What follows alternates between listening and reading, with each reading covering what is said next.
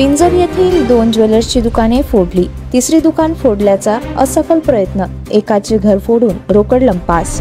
पिंजर जिल्ह्यातील बार्शी टाकळी तालुक्यामध्ये पिंजर येथील 2 ज्वेलर्सची दुकाने चोरट्याने फोडून त्यातून मुद्देमाल लंपास केला, तर तिसऱ्या ज्वेलर्सचे दुकान फोडण्याचा असफल प्रयत्न चोरट्यांकडून झाला आहे।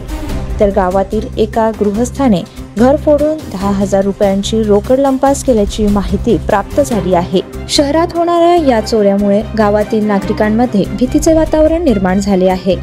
जिल्हा पोलीस अधीक्षक यांनी पिंजर पोलीस स्टेशनमध्ये कर्मचाऱ्यांची संख्या वाढवावी आणि रात्रीची गस्त सुद्धा वाढवावी अशी मागणी या निमित्ताने केली जात आहे। चोरटे सीसीटीव्ही कॅमेऱ्यात कैद झाले असून पोलिसांनी चोरट्यांना पकडण्यासाठी मार्ग मोकळा झाल्याचे स्पष्ट झाले आहे। प्राप्त माहितीनुसार जिल्ह्यातील पिंजर पोलीस स्टेशन हद्दीमध्ये गुरुवार आणि शुक्रवारच्या मध्यरात्रीला 2 चोरट्यांनी धुमाकूळ घातला आहे। सीसीटीव्ही कॅमेऱ्यामध्ये 2 चोरटे स्पष्टपणे दिसत आहेत। चोरट्यांनी शहरातील सिद्धिविनायक अलंकार केंद्रामधून चोरट्यांनी 15 ग्राम सोने व 5 किलो चांदी चोरून नेण्याची माहिती प्राप्त झाली आहे।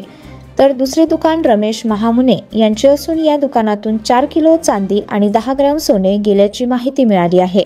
त्याचप्रमाणे तिसरे ज्वेलर्सचे कोरेआप्पा यांचे दुकान फोडण्याचा असफल प्रयत्न झाल्याचे दिसत आहे। त्यामुळे पिंजर शहरातील एकूण 3 ज्वेलर्सची दुकाने फोडलीत आणि गावातील कापकर यांचे घर फोडून 10,000 रुपयांची रोकड लंपास केल्याची माहिती आमच्या प्रतिनिधीला मिळाली आहे। चोरी करत असताना 2 चोरटे सीसीटीव्ही कॅमेऱ्यामध्ये स्पष्टपणे दिसत आहेत। याबाबत पिंजर पोलीस स्टेशनचे ठाणेदार गंगाधर दराडे आणि बीट जमादार चंद्रकांत गोरे यांनी घटनास्थळाचा पंचनामा करून डॉग युनिटला पाचारण करून घेतले आहे। त्यामुळे चोरटे मिळण्याची दाट शक्यता निर्माण झाली आहे। याबाबत ठाणेदार दराडे, जमादार चंद्रकांत गोरे व त्यांची टीम चोरट्यांचा तपास करीत आहेत।